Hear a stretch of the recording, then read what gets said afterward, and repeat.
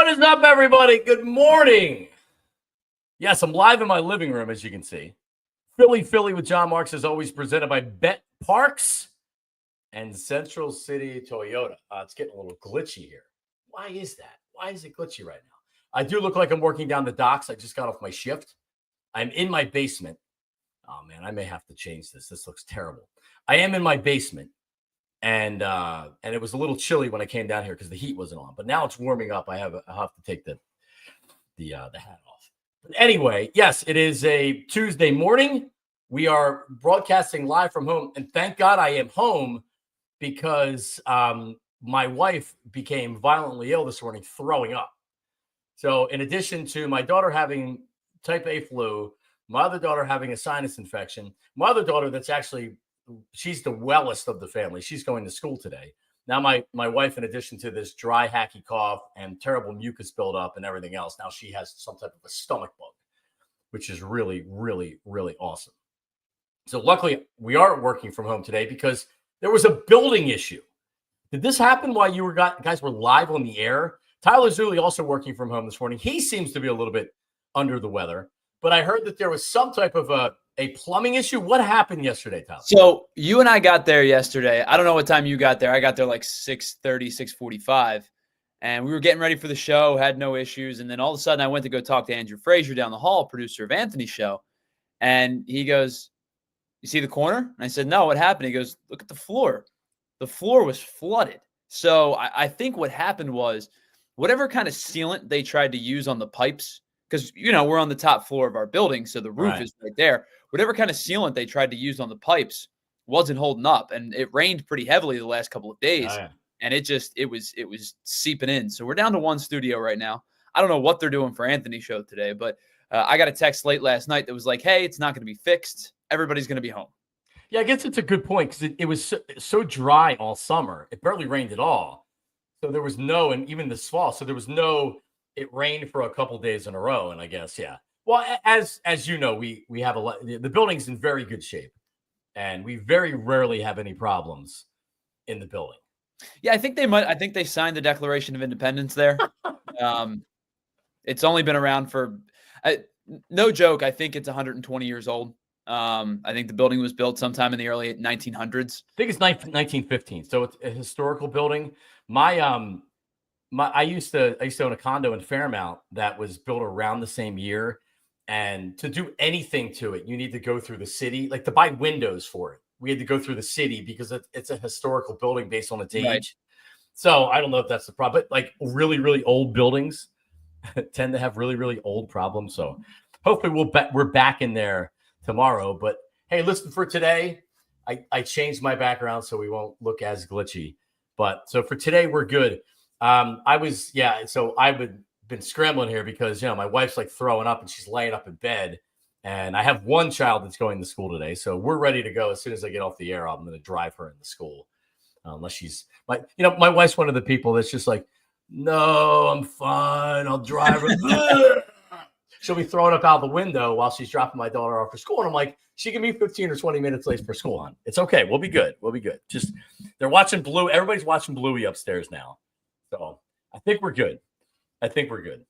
All right. So listen, and we have a lot to talk about today. I'm in my basement. This is where I do my shows.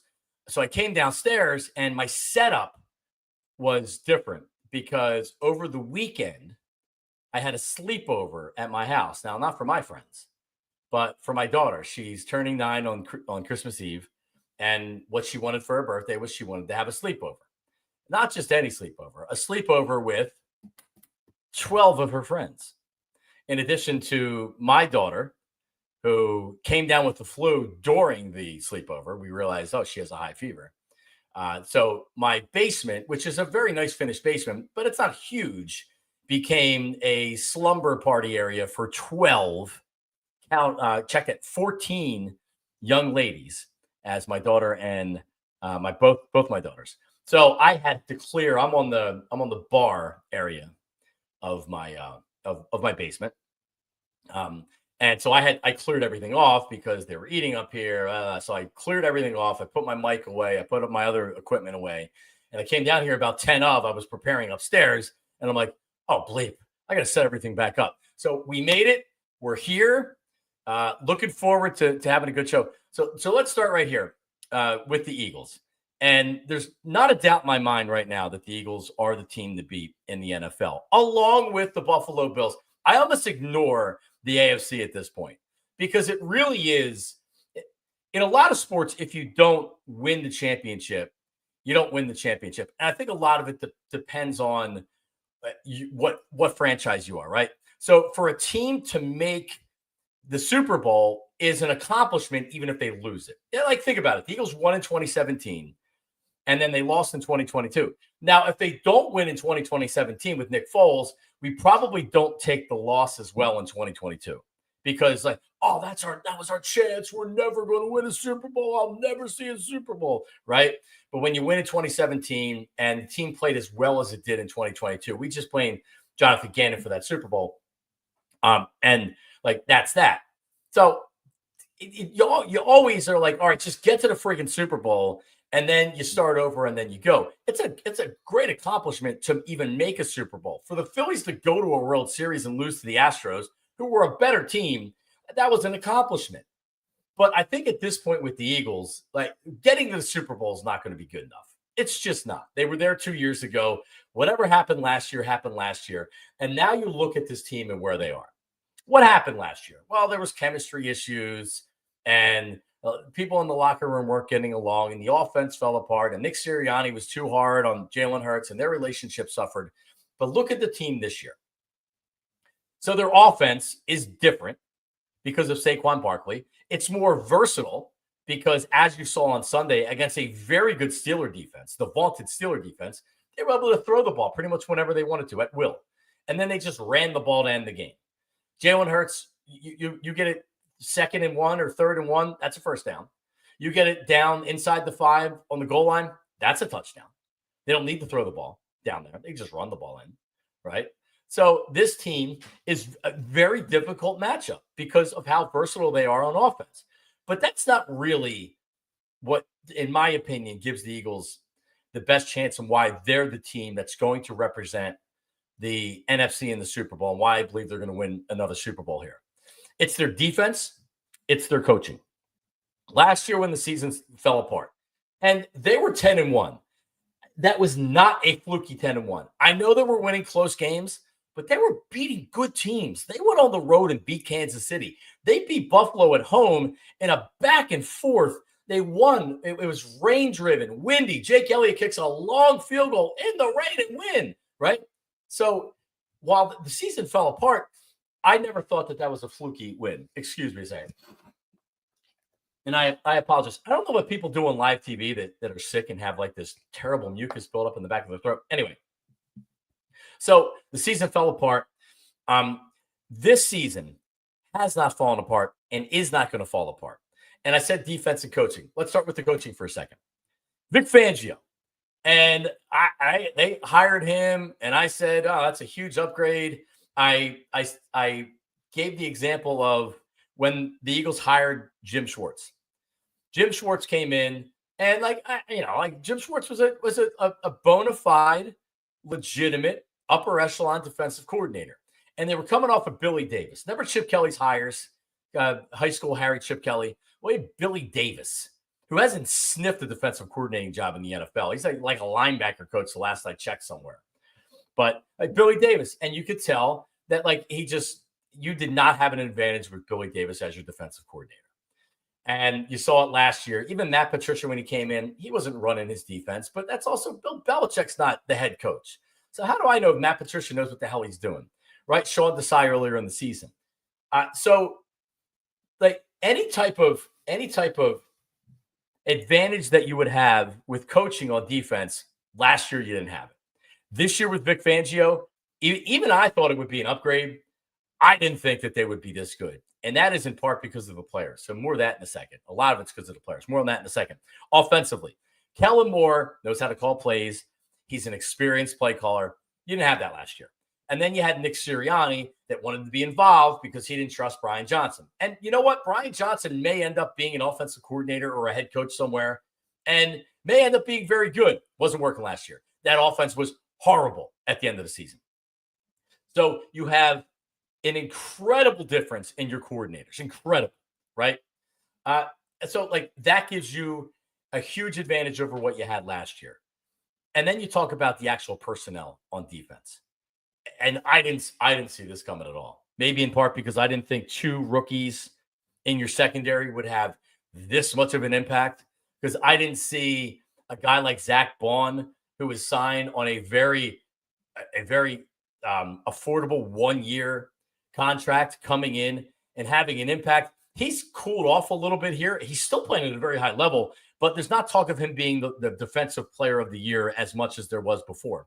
Nakobe Dean has went from, I don't think he can play, I don't think he's a starter, and that's what I said about him, to he looks like he's going to be an Eagle for another contract at least.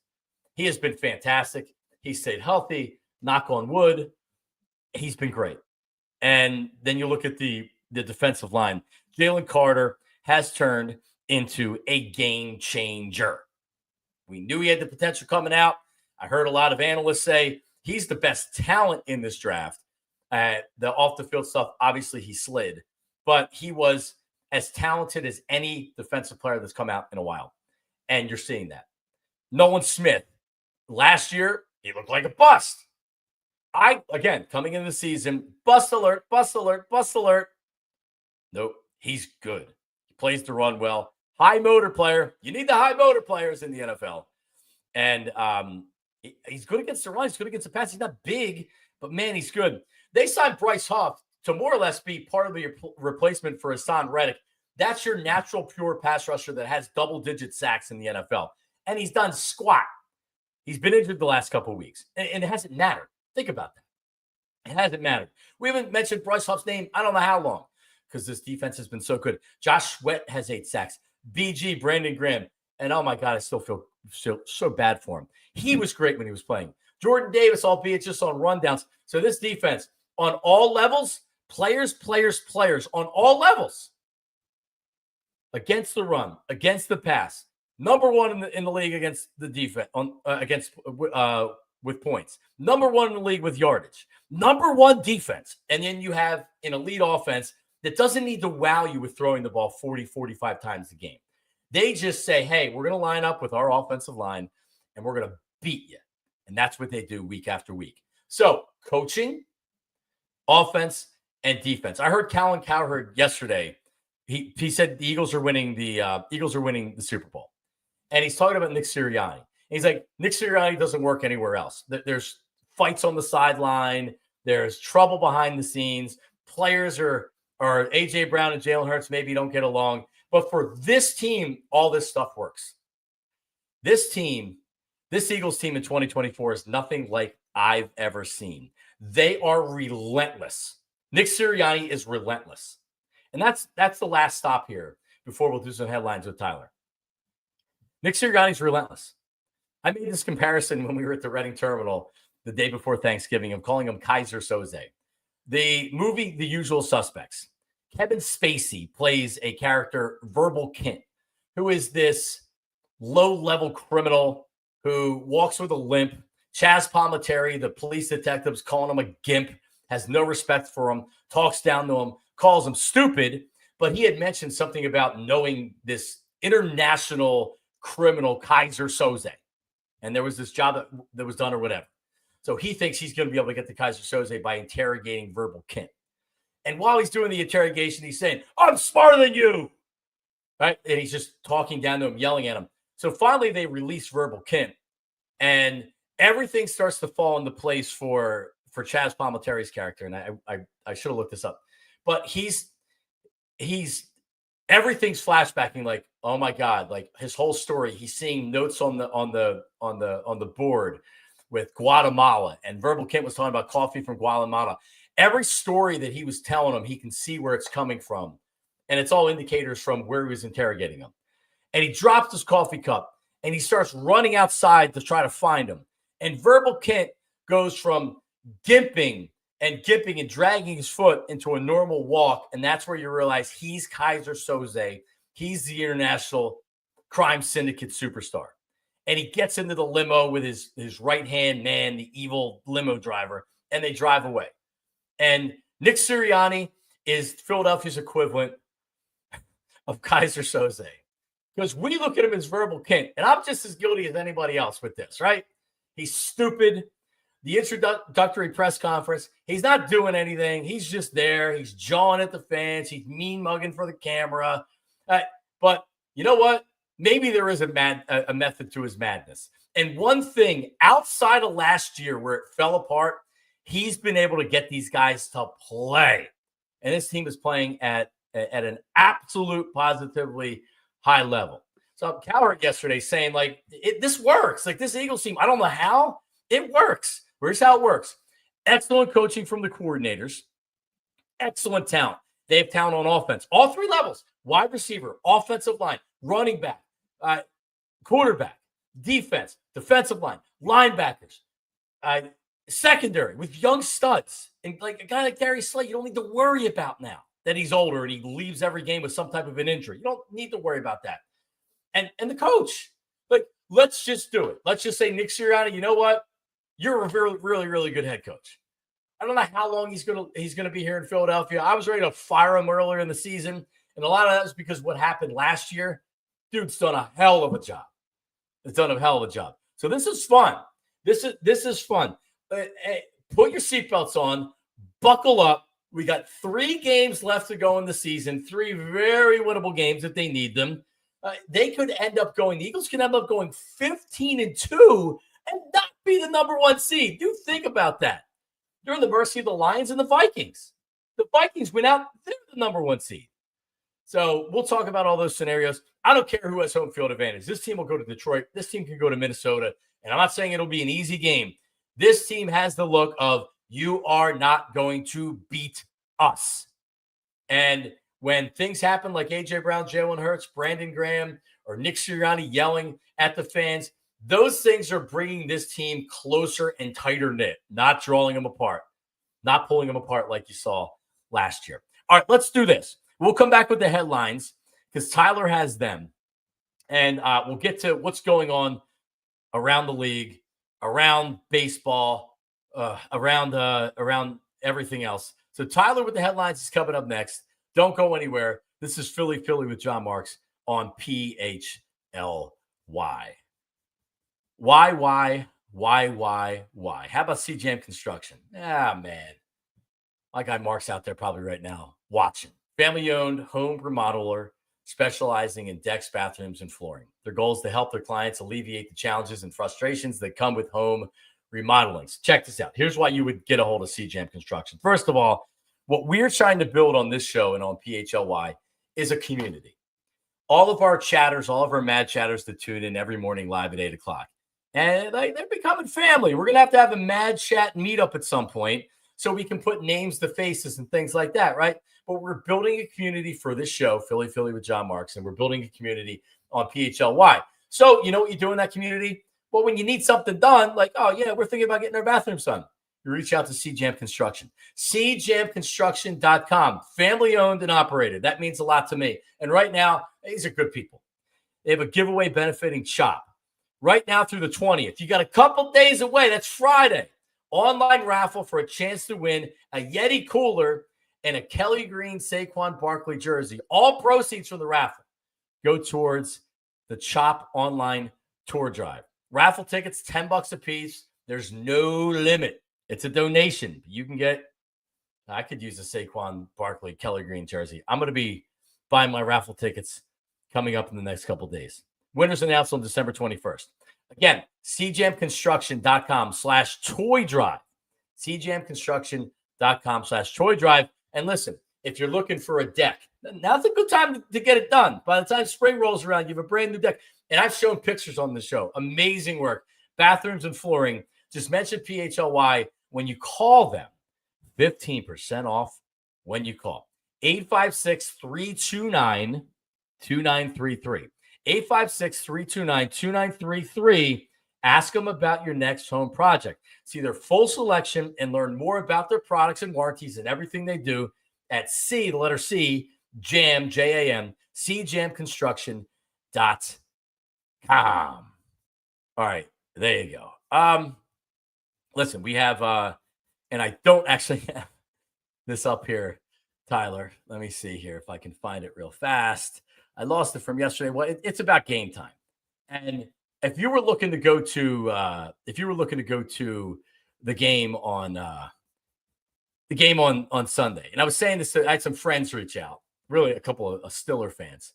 They're like, hey Marks, you have an extra ticket or two? And that's like, yeah, because I work in sports media, I have tickets that are just flying out of my pocket.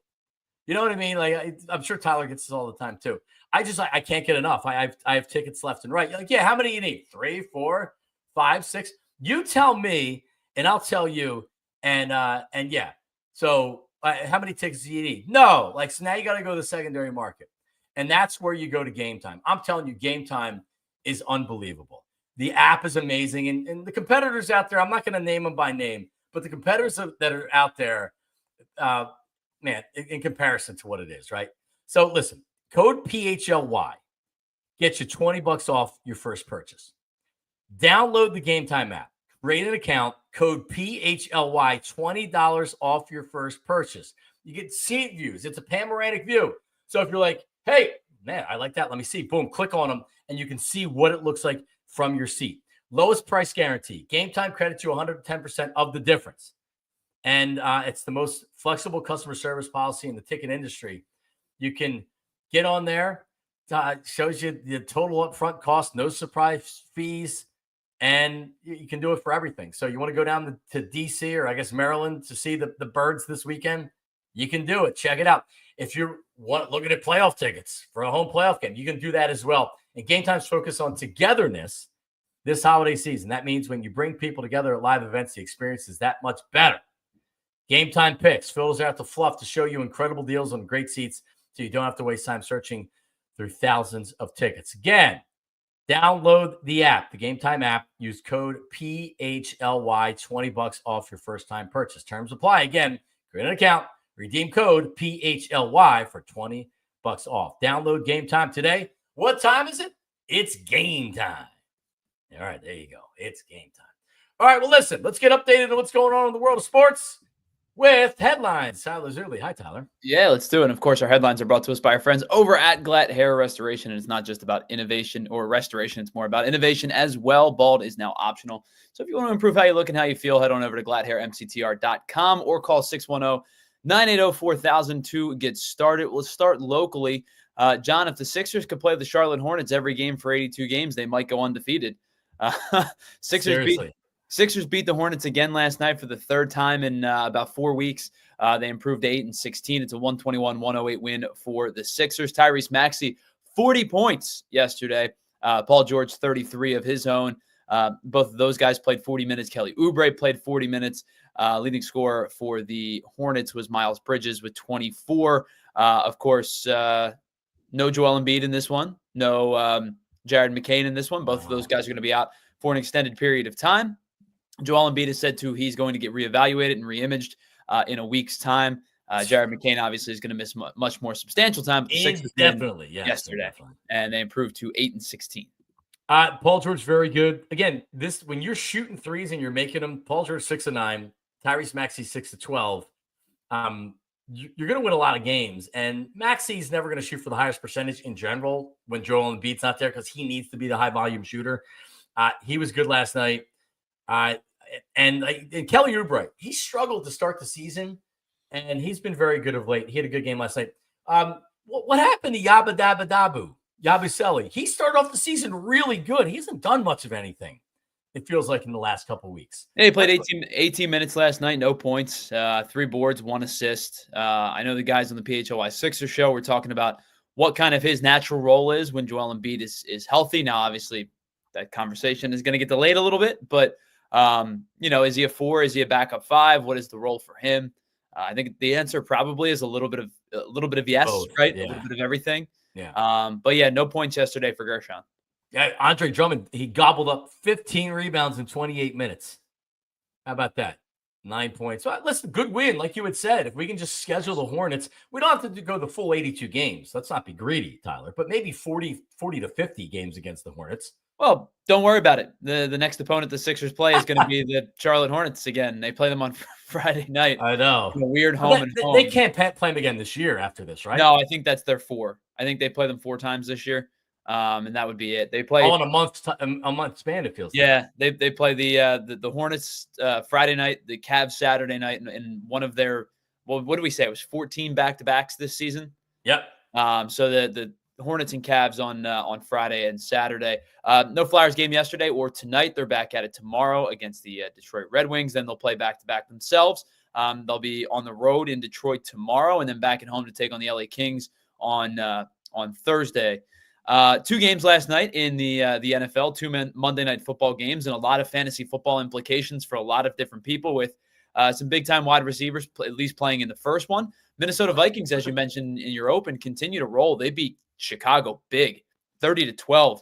And Chicago didn't score in the first half. It was 13-0 at the end of the first half. Questionable decision by the Bears, a 4th and 1 from the 29. Do they take the points? Do they go for it? They decide to go for it. They don't get it. They don't score in the first half. Minnesota rolled in this one. Sam Darnold wasn't particularly sharp, just 230 yards on 40 attempts. But it was an efficient enough night. The Minnesota defense was excellent. They win this one 30-12. The Vikings are now 12-2, along with the Eagles and the Lions. Yeah. So the Vikings and you're right, Tyler. Sam Darnold wasn't great last night. He didn't need to be. They don't need like the Eagles got in the problems last year because they said, "Hey, Jalen, you got to save us. Play hero ball." Like, that doesn't work with guys like Sam Darnold, and Jalen Hurts can't do that with his arm, right?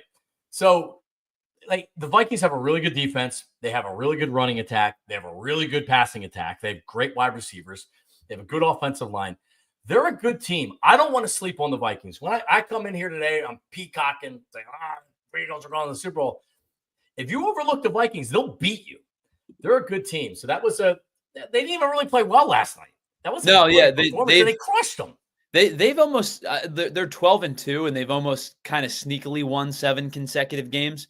They had a 3-game 7 straight, man. Yeah, they had a 3-game road trip at one point, and they not only won all 3 games, but pretty handedly won all 3 games. And yeah, they've not lost in 7 weeks, 7 game weeks. That is, they're now 12-2. The other game, well, there was another game, John. I don't know if you knew this or anybody knew this, because there was another football game. It was the Falcons and the Raiders. Falcons win this one 15-9, and the 2 quarterbacks combined for a whopping 320 passing yards, 2 TDs, and 3 interceptions. Kirk Cousins was not particularly good. He was only asked to throw the ball 17 times, though. Desmond Ridder got the start for the Vegas Raiders in replace of Aiden O'Connell, who was in there for a spell for Gardner Minshew. I don't know if the Raiders have another quarterback on their roster, but they may end up looking to that person if they are. They've tried everybody at this point. Yeah, but the Raiders only scored 9 points, 3 in the first half, 6 in the second. Not like the Falcons were great by any means, but Vegas falls to 2-12 on the season. One of 3 teams. Nope, I lied. One of 2 teams that are 2-12. The Giants. Yep, the Giants and the Raiders. There's a handful of teams at 3-11. The Patriots are 3-11. The Browns are 3-11. The Titans and the Jags are both 3-11. And the Panthers are 3-11. But 2 teams right now are tied at the bottom at 2-12. It's them and the Giants. Yeah, so the Raiders have the Jags home at the Saints against the Chargers. And like you had said, maybe they're going to try another quarterback. I wouldn't try another quarterback. I would take your worst quarterback and put him in there, because this is a race for who's getting the number 1 pick. I don't know who. I guess the Giants would have the tiebreaker right now, because they always seem to be number 1 in the mock drafts that I see. I don't know if this is particularly a good year to have one of the top 2 picks, because I don't know about. I like Shedeur Sanders. I think he can be good. I'm not sure about Cam Ward at all. I obviously they need to evaluate him, and I don't have a scout side to think what he is, but there's not a particular slam dunk like last year, for instance, where you got a couple of good quarterbacks, 1, 2, 3. That's not the case this year. So, but that game was horrible. I watched the first half. Kirk Cousins genuinely, he just sucks. I guess they didn't let him throw the ball in the second half, and they just said, "Hey, well, our defense isn't, as long as we don't give up points, we're not going to have him throw it." And they didn't, man. He threw it 17 times. They must have ran the ball 40 sometimes. Yeah, Bijan Robinson ran the ball 25 times himself. I know Algier was getting a bunch of carries too. Yeah. But anyway, yeah. Yeah, some bad quarterback play in that one. Some bad quarterback play for some of the bad bottom feeder teams in the league. One of the guys I talk about bad quarterbacks. I thought Mac Jones played okay this weekend for Jacksonville. He did play all right. Yeah, everybody else kind of played as expected. It was Tommy DeVito and Tim Boyle for the Giants. Will Levis stinks. We've pretty well documented that on this show. Some of the teams that are at the bottom, with the exception of probably Bryce Young and the Panthers, I think most of I guess in the Patriots and Drake May too, I think most of the teams are going to be looking for a quarterback. And I think if you're not in the top 2 picks, you're not getting one. Yeah, no, you're not. You're not. Giants have Falcons at the Falcons, home against the Colts, and then the last game of the season against the Eagles. All right, so let's play this out. They obviously don't want to win games. So they lose the last 2 games. Last game of the season, Eagles and Giants. And the Eagles don't have anything to play for because they don't have anything to play for. All right. Like the Lions are going to clinch or whatever. So you go out there and you lose that game. You do everything you can. You say, hey, practice squatters, you guys are starting today. You let Tommy DeVito start and get that win so he can celebrate at a Primo's Hoagie near you because he does appearances at Primo's Hoagie. And then they screw up and they don't get the number 1 overall pick. That would be an ideal scenario for me, Tyler Zuli. Yeah, I think me and you are going to be suiting up in that one. You got any snaps left in you? I do not. Not at this point. I mean, listen, I guess it could, but we'll see. Yeah, terrible games last night. So not a lot of news. We talked about some of the trades and whatnot that happened across Major League Baseball. That happened more over the weekend. Obviously, Kyle Tucker traded to the Cubs on Friday. Devin Williams was traded to the Yankees. That happened, John, no joke, 3 seconds after our show ended on Friday. I know. I saw. Couple of trades. The Phillies have been kind of stagnant, made a couple of minor league signings yesterday. See if any of those guys get invites to camp or anything like that. But not a whole lot to report for you from the Phillies again.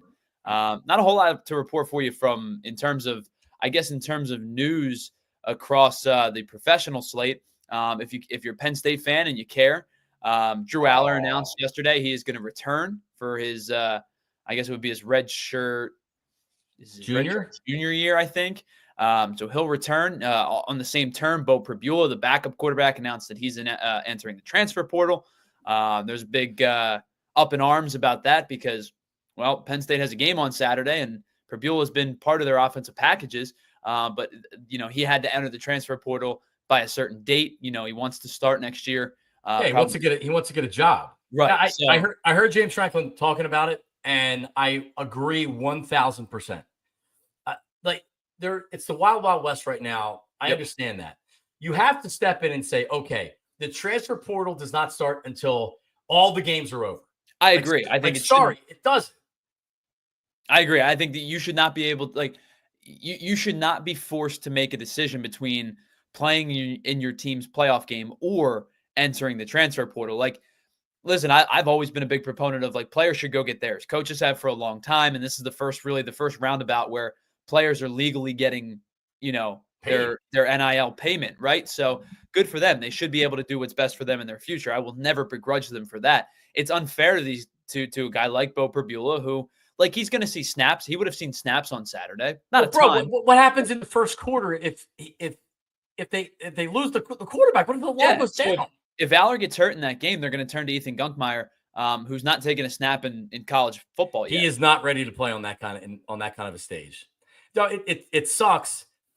So if you take that decision out of colleges, out of universities, and out of players' hands, then you can't do it. Now he's playing in the game.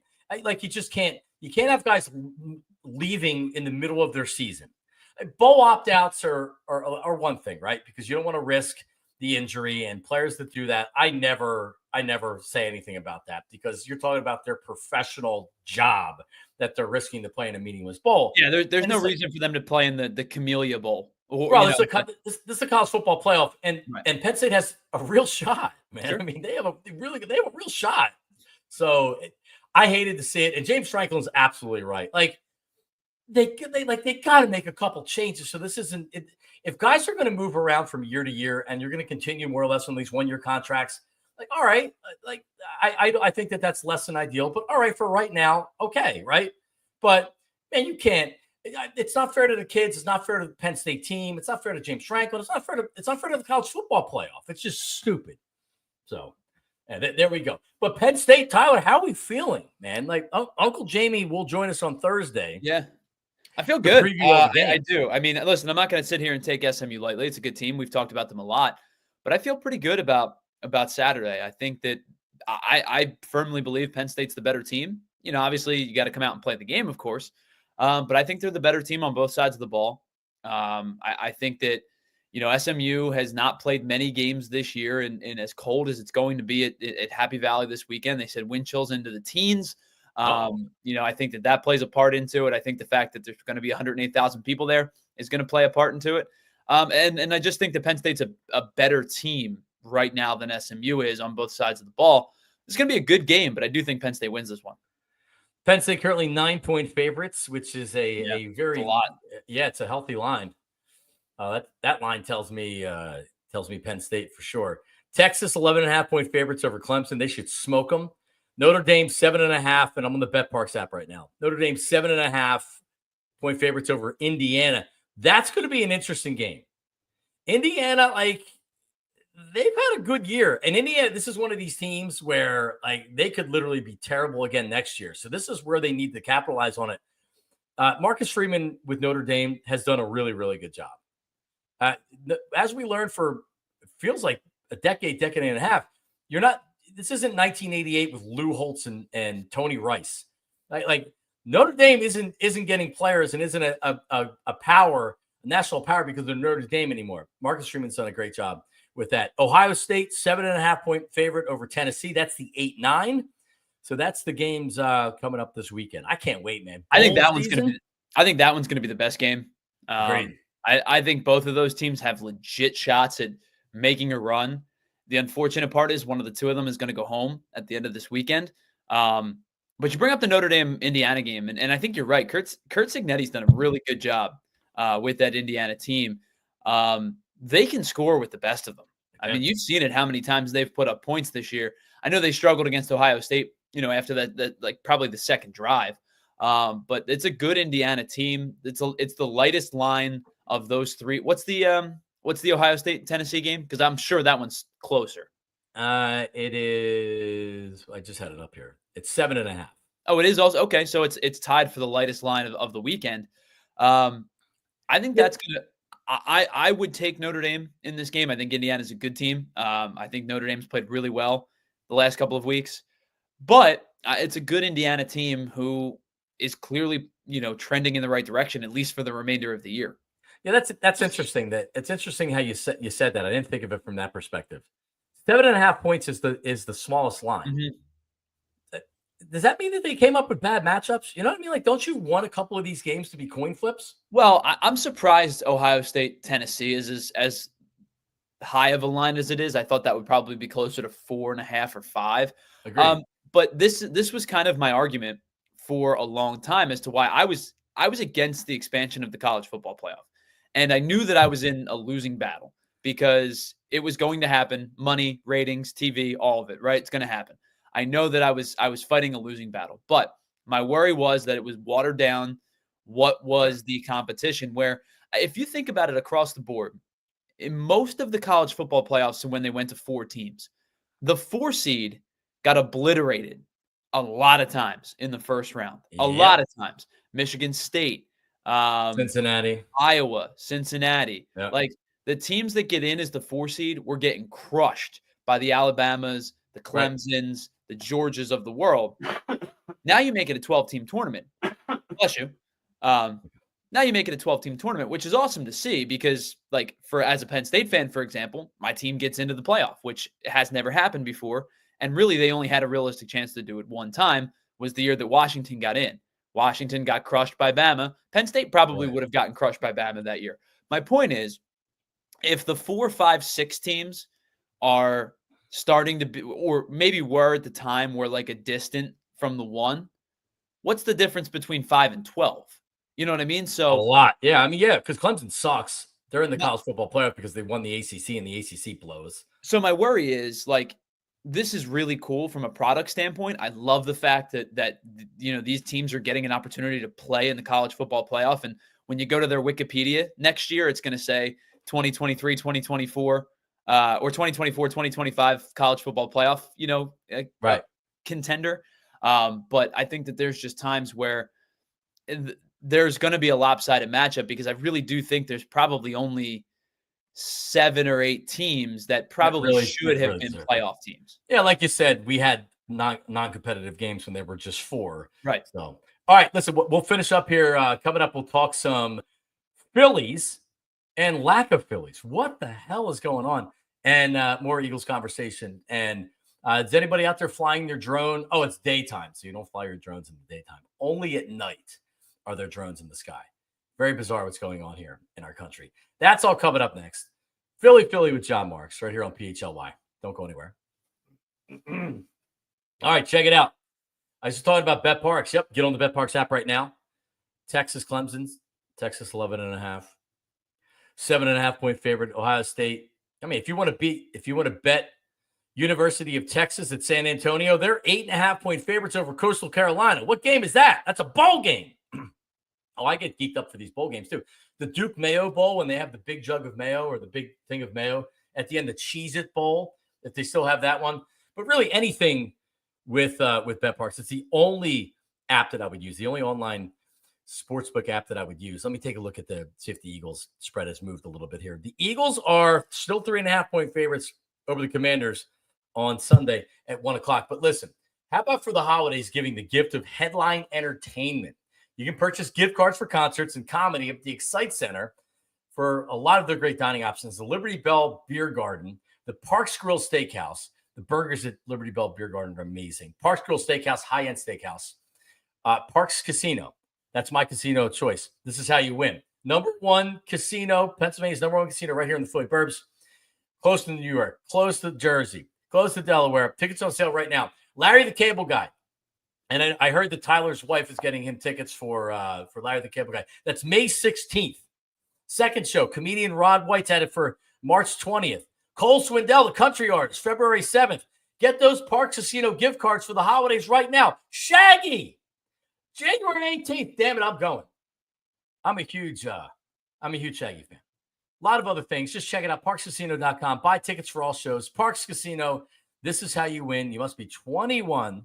Gambling problem, call 1-800-GAMBLER. Hooah! There you go. All right, let's talk about them again. It's game time. Code PHLY. Saves you $20 off your first order. You got to create an account, download the Game Time app, create an account, code PHLY, $20 off your first purchase. So listen, has anybody ever been down to Landover, Maryland to see the Birds play the Commanders? I have. And it is a terrible stadium, total toilet. When you're looking for tickets, you have to make sure that there are a lot of tickets. You'll look at the price and be like, damn, that's a really good seat. That's a really good price. Yes, because it's obstructed view, because they have these overhangs that you can't see if the ball goes up in the air. So that's the great thing about Game Time, is that you can see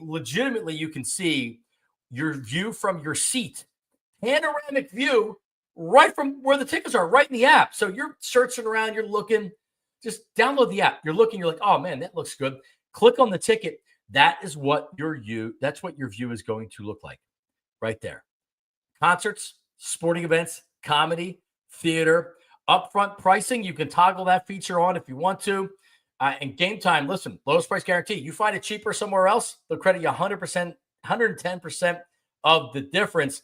And you're covered by the most flexible customer service policy in the ticket industry. So take the guesswork out of buying tickets with Game Time. Download the Game Time app, create an account, use code PHLY, $20 off your first purchase. It'd be a good.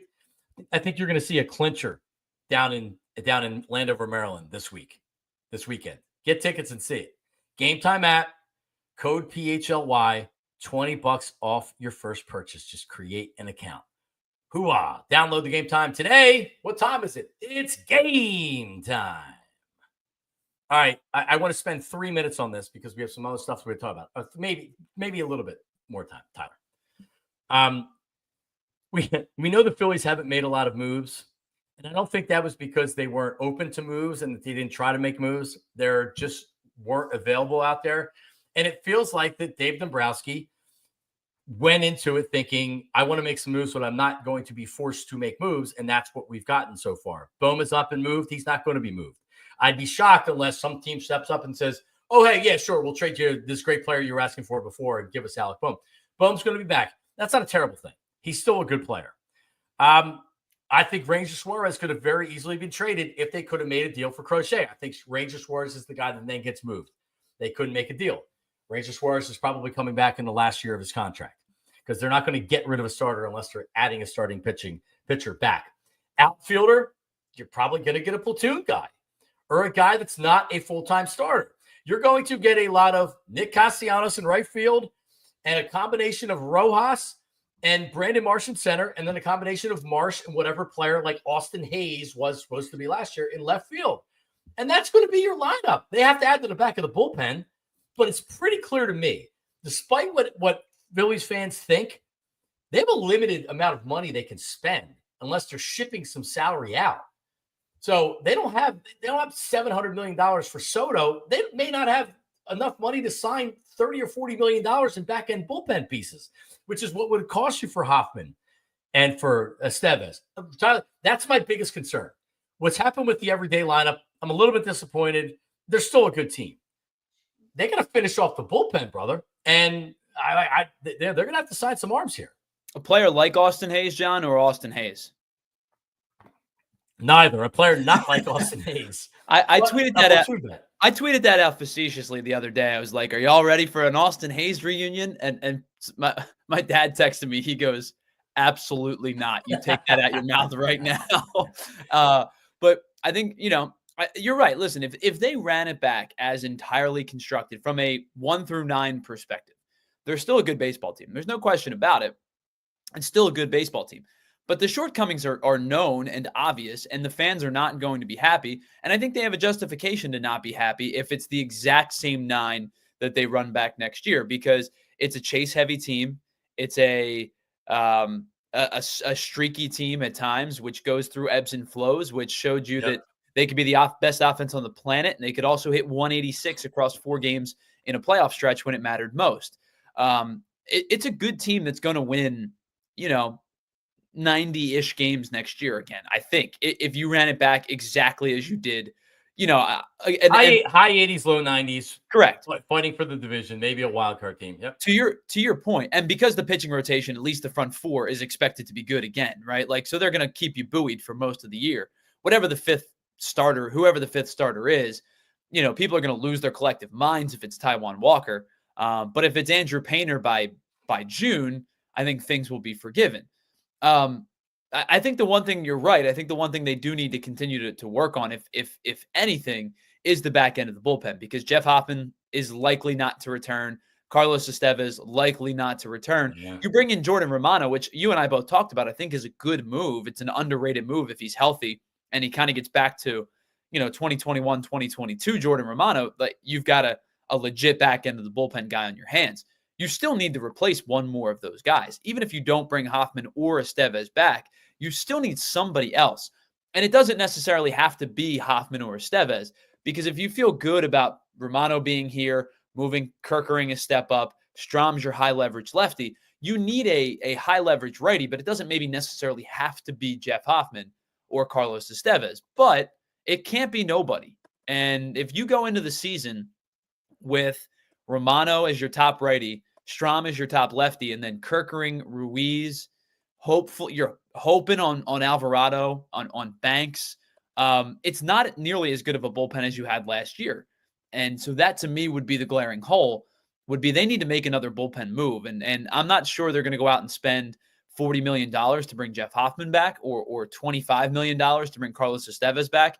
But there are enough names out there still that could be signed that I think that they have to go and do something with the high leverage back into the bullpen guys. It's crazy because I remember having conversations and kind of having back and forth on Twitter, and I was merely saying, don't expect them to bring both guys back. And fans were like, that's BS. You got to bring both guys back. No way you can't bring them both back. They may not bring either player back. Like you had said, I think it's unlikely right now. They're certainly not bringing both back. I mean, anybody that had that pipe dream is not happening. But Dave Dombrowski is a Hall of Fame GM. After the trade deadline, you do have cause. Yeah, like you do have cause for pause. So, like, all right, you better figure this out, brother. You better figure out the bullpen. Yeah, I mean, I feel good about the talent that's on the roster. I don't feel good about the roster construction, not the players that are already there. I'm talking about like yeah, there's cause for pause, as you said, like with Dave Dombrowski, because the trade deadline was a bust. I mean, you bring in Estevez, and he was good. And I think people are going to look at the numbers, and they're going to say, well, he gave up the grand slam in the playoffs, and gave up a lot of hard hit contact. That's who Carlos Estevez is. If you take the grand slam away, which you can't do, it's not fair to do.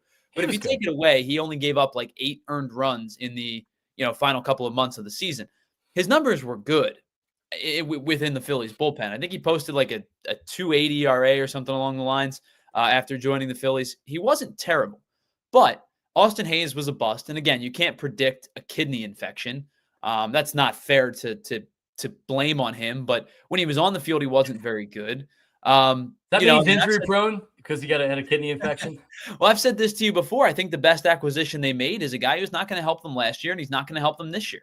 I really like Moises Chassi's stuff, but I don't think he's a major league player for probably another 2 or 3 years. Yeah, it was a good trade for prospect. Right. So, like, if you fall flat at the deadline and your team was kind of lifeless as it was in the postseason, your fans are going to, justifiably so, ask for some upgrades and some improvements. And so far, you didn't upgrade. You brought in a good arm in Jordan Romano, but you didn't upgrade the bullpen because right now the bullpen is worse than it was a year ago. You did not. So you've done nothing of merit to say that you're better than you were a year ago. I don't even think you've done anything of merit to say you're the same as you were a year ago. So you're not. I get why fans are frustrated. I still think this is going to be a good team, but this can't be it. There's got to be more. Yeah, making the wild card, this isn't 3 years ago. We're not going to celebrate being a wild card team and even winning around, right? When you make it to the World Series and you lose, now you're chasing the championship. Like it'd be one thing if you said to yourself, all right, Kerkering is now going to take that next step and he replaces Hoffman as the closer or that second closer, a guy you can rotate in there. I do not believe that about Ryan Kerkering. I think he's a 7th, 8th inning guy. I didn't high leverage situations. I'm still iffy with Kerkering. Good piece of the bullpen. But yeah, so he has a lot of work that he has to do. And I had said this after the season was over. And again, I took, oh my God, the death threats that I got from people out there on social media. But I had said the window of opportunity for this team is closing. And you know what that means? They better freaking make some changes here to open the window back up a little bit. And what have they done? Like, Tyler, you said this and it's the truth. Like at this point in your career, you are what you are. Like you don't change your stripes. And this team chases. When they get hot, they'll beat everybody with home runs. And then when they're not hitting home runs, they're striking out a lot and they kind of freak out at the plate. We've seen that the last 2 years. So, you hope that there's a couple of minor moves that can kind of change the lineup a little bit. Maybe this happens at the trade deadline and they're able to be a good team. And then the trade deadline, they make a big move. That's always a possibility. But, when a Phillies fan has, they're looking at the offseason, they're like, oh man, we get this player, make this trade, and they do none of it. Well, they signed a closer that had elbow surgery in July, right? So it's like, all right, we're losing our 2 best relievers, but all right. So so we spent more than 3 minutes on it, but we it was a good 5 minutes or so on the Phillies. Tyler, have you seen any drones around? Are there drones? Because you're in Bucks County, so you're a little closer to Jersey than me. I'm in like the Poconos. We haven't, but I get the ring notifications with people losing their minds. Have you seen the drones? Are the drones the drones are here again? And I'm like, yeah, we know that we all know the drones exist. I promise you don't have to. You're not breaking news on the Ring network. They send the message. Yeah, like I don't know if you have the Ring or not. I like do. We put the Ring out front, and I really just use it to see if anybody's at the door, especially like when I'm not home. You know what I mean? I'm just trying to keep an eye on things. But I get these notifications sometimes, and people seem like they're just utterly paranoid on these notifications where they're like, the drones are flying low again. What do we do? Oh, there's drones? I had no idea. Like, yeah, I mean, you're like they're the Associated Press of the Ring Network. right. Yeah, we're aware that there's lots of drones all over the place, and people are kind of freaking out about it. Oh yeah, the Ring app's great. We'll get a notification like, Fox. There's a fox in my driveway. Oh yeah, there's foxes all over the place. I don't know what you want me to tell you. Yeah, well, great. Oh, there's a cat walking around your front yard. Awesome, great. Yeah. Oh yeah, like totally. Like there was a really loud noise outside. Okay, thanks for alerting everybody in the tri-state area on the Ring camera. Yeah, man. This I've been. You know me, Tyler. I'm not politics guy. I'm not spending a lot of time election stuff or Republican, Democrat, this or that. I'm not a big conspiracy theory guy at all, but I do follow news. I like news, and what's going on with these drones, man. Something weird is going on with all these drones because it's like, oh well, there's nothing to worry about. Okay, we're being told there's nothing to worry about, but they're also playing stupid at the same time. Like, oh well, we don't really know what it is. What do you mean you don't know what it is? You know what it is. Don't tell me if you didn't know what it was, you wouldn't be out there with fighter jets figuring out what the hell these things are flying around. So there's something weird going on. Yeah, I mean, I'm not privy, obviously, to that information. I don't know what's happening. It is a little strange. Not going to lie to you. I'm not sitting here being like, not thinking about it at all. I don't know what it is. I don't know if they know. I don't know if they know what they're looking for. I don't know I don't know who they is. You know what I mean? Like, yeah, is it the government? Is it a private sector? I have no idea. Well, I know that you are. I know you're concentrating on your offseason minor league rankings for the Phillies, so you're not paying attention to much news out there right now. Well, yeah. If you're not, if on my screen most days is the dancing fruit. You know, the dancing fruit for babies. Yeah. We watch that a lot. Suits has been on my house pretty much. A cult classic. Yeah. So it was funny. My wife is not a series like show watcher. She's not a big movie fan. Like she just like kind of does one-off stuff, right? But since the baby was born and she's home and she's hanging out and she was like, I'm gonna put the show on. She's like, I heard it's good. I said, well, what are you watching? She goes, Suits. And I went, that is not a show that I thought you'd be interested in, but we both love it. Is Meghan Markle in that in Suits? Yes. In the early seasons? Love Meghan Markle. She's beautiful.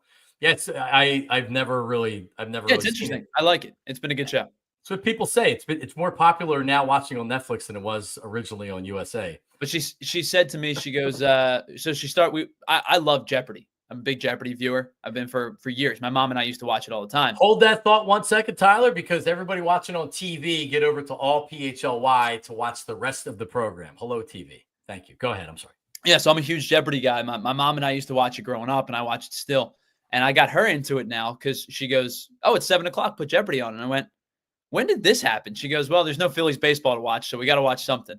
Right. So we watch Jeopardy, we watch the Dancing Fruit, and then we put Suits on when the baby goes to bed. Wow. You know, I've been watching a lot recently is just these YouTube like series. This one guy, I don't know his name, but he just like goes around to these different parts of the country. And he was in San Francisco and he's like, is San Francisco really as bad as people say?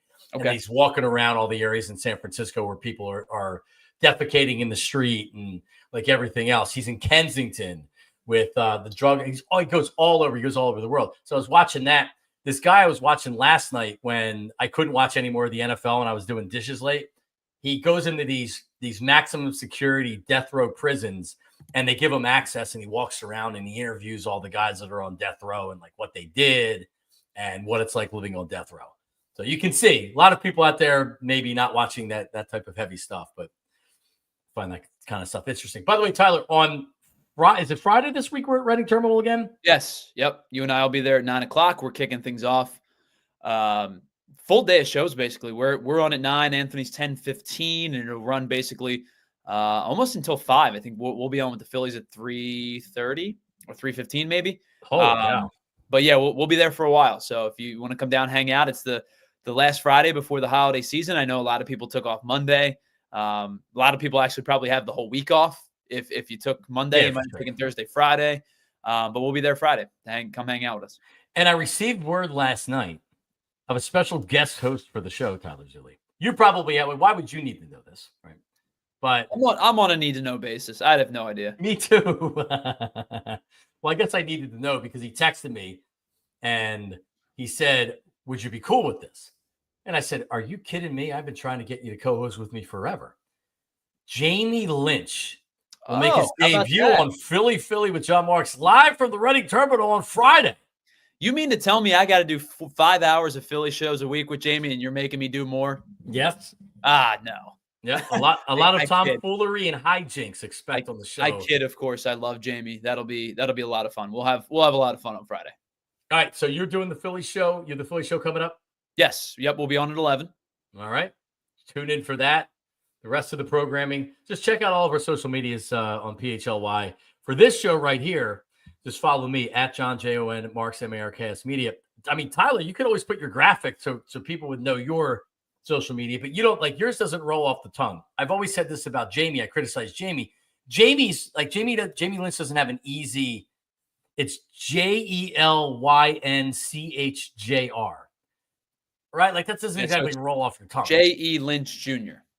I finally figured it out. I've been friends with Jamie for 10 years. I finally figured it out what it was the other day. Does he promoted social media and say J.E. Lynch Jr.? Like with me, I have to say it's Jon Marks Media, JONMARKS Media, Jon Marks Media, because you could spell it JOHN or you could spell it MARX or in any of those combinations. Yeah, I mean, I don't think anybody has any issue with my first name. It's obviously my last name that's the holdup.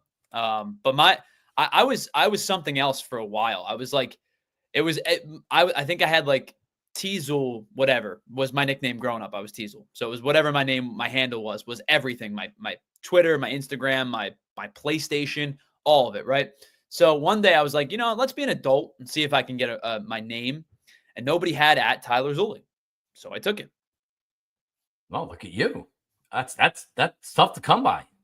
Well, it's not like John Smith, but still, it's not a common name. Yeah. But I figured Twitter's been around for 15 years. Like we gotta have the same name. You would think. Well, that's why when they open up like Blue Sky, you got to make sure you go over and I gotta get my Blue Sky. I wish I would have had the original Yahoo where I just could have had my name. John. Yeah, exactly. John at yahoo.com. Exactly. It's like Tom from MySpace. All right, everybody. We'll see you Friday out the Reading Terminal Market starting at 9 a.m. Everybody's going to be there the entire day. But thank you for watching, listening. Well, our podcast is available. If you ever want to listen to the audio version of the show, Philly with Jon Marks, just search for it. Or YouTube, as you're maybe watching right now. It's available 24 hours a day, 7 days a week. Really, from now until YouTube stops working, you can archive it. So if you ever miss a show live or whatever, you can tune in and just smash the subscribe button for PHLY, like, comment, etc. We appreciate you tuning in. We're back tomorrow live at 8 a.m. See ya.